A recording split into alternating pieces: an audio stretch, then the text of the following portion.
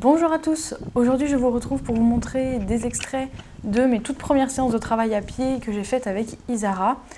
Donc quand je parle de travail à pied, pour moi c'était vraiment du travail style commencer à travailler les 7 jeux de Parélie, marcher en main, etc. Je ne considère pas comme du travail à pied le fait d'apprendre à son poulain à donner les pieds, à être brossé, à rester à la tâche, etc. Donc ce que vous verrez dans ces séances-là, c'est vraiment du travail à pied au sens propre, pas de l'apprentissage du poulain.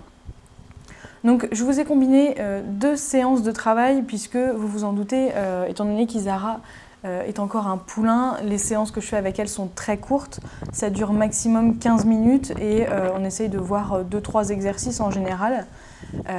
Et donc du coup j'ai commencé tout simplement avec elle la désensibilisation avec le stick, voire même plutôt j'ai envie de dire en fait le jeu de l'amitié parce que la désensibilisation c'est un terme qui n'est pas forcément approprié je trouve. Donc en fait j'ai fait beaucoup de jeux de l'amitié avec elle, avec le stick et vous allez voir que c'est très très utile avec un poulain.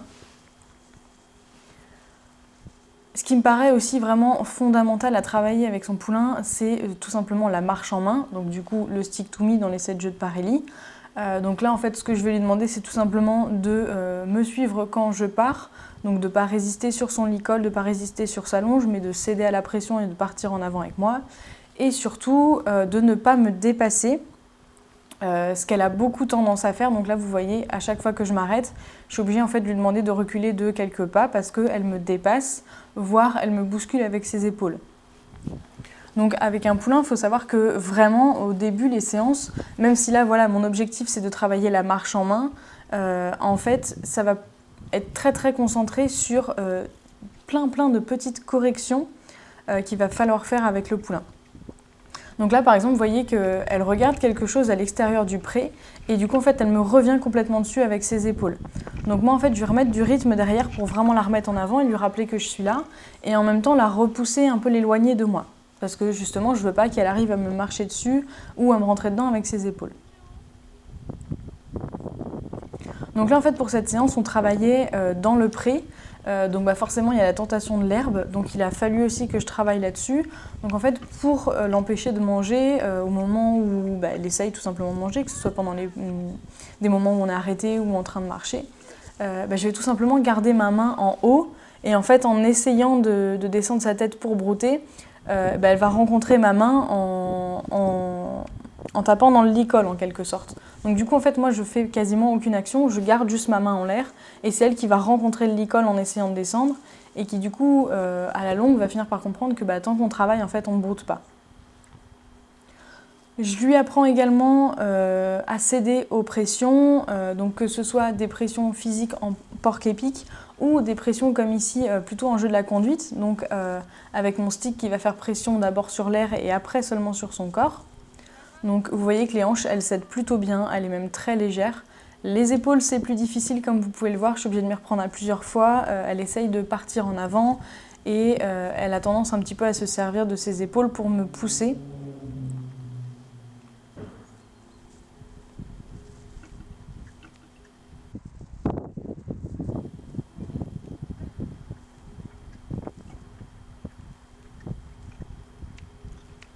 Pareil, quand je vais demander les hanches, vous pouvez voir que j'ai la main qui est assez haute. Et en fait, voilà, c'est exactement pour ça. C'est pour faire barrage quand elle essaye de passer sa tête en fait de l'autre côté. Donc vous voyez qu'en fait, sur le déplacement des hanches, le désengagement, elle cède plutôt bien. Ça, elle l'a compris. C'est plus de la correction en fait dans son mouvement que je vais apporter pour parfaire un petit peu le geste et éviter que justement elle se mette à essayer de passer la tête de l'autre côté en risquant de me mettre un coup de boule. Là, on va travailler du coup un petit peu le yo-yo, donc en lui demandant de reculer avec une ondulation sur la longe et ensuite de revenir vers moi.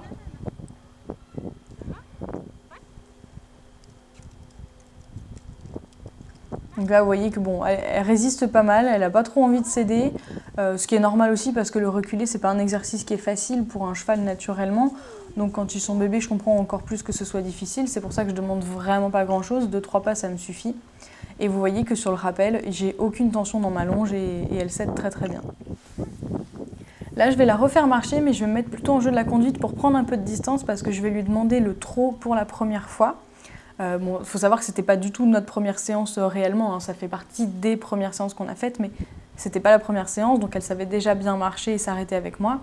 Donc j'ai décidé d'essayer d'introduire le trot. Donc là, vous voyez dans la première longueur, elle m'a fait un micro départ au trot, mais vraiment très très léger. Donc je vais réessayer dans l'autre sens en remontant, et vous voyez pourquoi j'ai pris de la distance, parce que justement, je prévoyais qu'elle pouvait avoir des réactions un peu fortes. Notamment en fait par rapport au fait que moi je me mette à courir, ça l'a un petit peu impressionnée au début. Et du coup voilà, je me suis dit si elle a une réaction de peur, qu'elle fait un écart, au moins moi je serai prête. Et donc du coup elle a fait son premier départ au trot plutôt correct, même si dans l'arrêt après je suis obligée de la recadrer parce qu'elle me rentre dedans. Globalement c'était une séance qui s'est très bien passée. Donc on passe maintenant à la deuxième séance de travail à pied qui cette fois-ci s'est déroulée dans le rond de longe puisque nous avions réussi à passer le cap de remonter jusqu'au hangar, et donc du coup petit à petit j'ai pu également l'emmener découvrir le rond de longe. Donc toujours la même chose, je travaille le jeu de l'amitié, sauf que cette fois-ci on est dans un environnement qu'elle connaît moins puisque c'est plus son pré, on est dans le rond de longe, et je vais petit à petit augmenter un petit peu le niveau du jeu de l'amitié. Donc là vous voyez, j'essaie de passer mon stick sur la tête, sur tout le corps. Au tout début avec Isara, ça a été vraiment hyper important en fait de faire ça puisque elle n'aimait pas du tout qu'on lui touche les postérieurs. Et en fait, quand je lui ai fait faire la visite veto avant de l'acheter, le vétérinaire qui a essayé de lui prendre les pieds pour voir dans quel état elle était, quand il a essayé de lui prendre les postérieurs, elle l'a laté en fait. Donc j'ai vite compris que les postérieurs c'était pas tout de suite acquis, donc plutôt que de me remettre dans la même situation que le vétérinaire et risquer de prendre un coup de pied, j'ai beaucoup travaillé avec le stick sur les postérieurs pour qu'elle soit déjà ok avec ça, parce que du coup j'ai de la distance et je risque pas de me prendre un coup de pied directement dans la tête ou dans le ventre. Et une fois que ça s'était acquis avec le stick, j'ai pu faire la même chose avec la main et l'habituer à ce que je vienne toucher ses postérieurs avec ma main sans qu'elle ait de réaction violente. Donc là, vous voyez, c'est exactement ce que je vous disais. Je fais que de la petite correction. Là, je demandais strictement rien, c'était juste un arrêt. Et je vais la corriger en mettant ma main en haut pour pas qu'elle aille brouter et l'empêcher de passer sa tête de l'autre côté en forçant complètement le passage avec ses épaules. Là, je corse encore un petit peu le jeu de l'amitié en ajoutant un peu de mouvement brusque à mon stick. Donc vous voyez que je fais un grand mouvement ample et assez rapide avant de venir la toucher. Mais une fois que j'arrive sur elle, en fait, j'amortis complètement mon mouvement et je viens la caresser avec mon stick pour qu'elle se rende compte que même si le stick il fait des grands gestes, il n'est pas là pour venir lui taper dessus. Je vais refaire pareil en lâchant ma cordelette pour toujours corser un petit peu le jeu de l'amitié et puis qu'elle voit vraiment que le stick, peu importe cordelette lâchée, pas lâchée, qu'il claque ou pas, elle ne doit pas en avoir peur, c'est pas du tout un objet dont elle doit avoir peur, c'est un objet dans lequel on va se servir énormément dans le travail, donc c'est hyper important qu'elle soit à l'aise avec cet outil-là.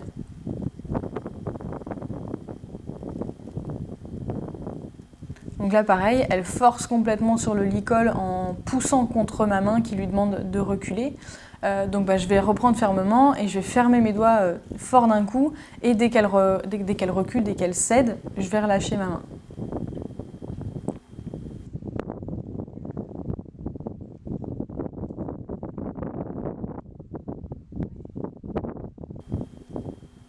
Donc là, vous voyez, elle a encore une fois essayé d'aller brouter et juste le poids de la longe qu'elle a senti monter, ça a suffi à l'arrêter.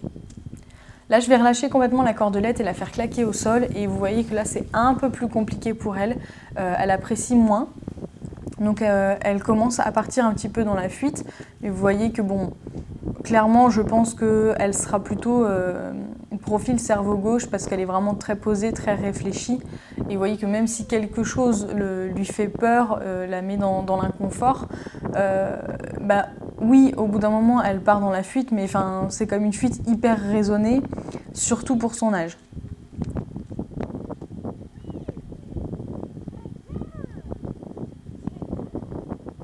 Donc ce que je fais en fait, c'est que j'essaie de commencer à faire claquer le stick d'abord le plus loin possible d'elle. Et là vous voyez, pareil, toujours faut être vraiment super vigilant à la moindre petite chose avec des poulains. Mais là du coup je garde ma main en hauteur parce que je vois qu'elle essaye de passer sa tête de l'autre côté et du coup de me forcer le passage. Donc même si je garde mon jeu de l'amitié, c'est quand même super important de faire attention à ce que fait le poulain avec son corps et qu'il n'essaye pas du coup de nous rentrer dedans, etc., etc. Pendant que je fais le jeu de l'amitié, j'hésite pas à redemander des petits exercices de cession des pressions avec le stick, parce que c'est pas parce que justement je fais un jeu de l'amitié avec mon stick pour lui montrer qu'elle doit pas en avoir peur, ça veut pas dire qu'elle doit pas y céder quand je mets de l'intention dans mon stick. Donc là, ce que je lui apprends, c'est à faire la différence entre quand le stick bouge, mais que moi, j'y mets pas d'intention, il n'y a pas de raison d'avoir peur, et même s'il y a de l'intention dedans, en fait, il n'y a pas de raison d'avoir peur du stick. En revanche, quand je mets une intention et que vraiment je mets mon langage corporel en phase avec ce que je demande avec mon stick, là, je veux qu'elle cède et je veux qu'elle réponde à ce que je lui demande.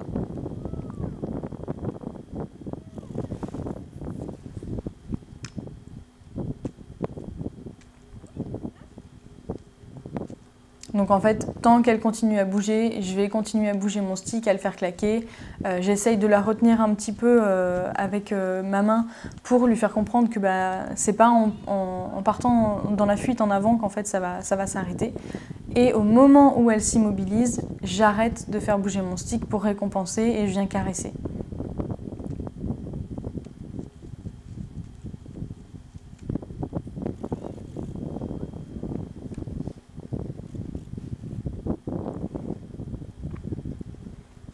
Je vais refaire la même chose, mais cette fois en faisant claquer le stick devant sa tête.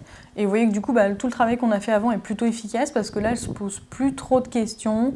Elle n'est pas encore hyper zen, hyper relâche, mais elle bouge pas.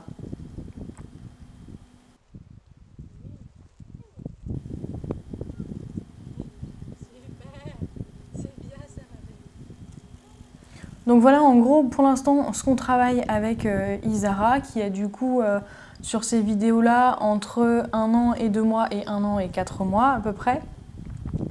Donc voilà, tout ce qu'on a pu travailler jusque-là et ce qu'on cherche à améliorer, perfectionner, pour du coup qu'elle ait vraiment une éducation la plus idéale possible. Sur ce, j'espère que cette vidéo vous aura plu et je vous retrouve très bientôt dans une prochaine vidéo.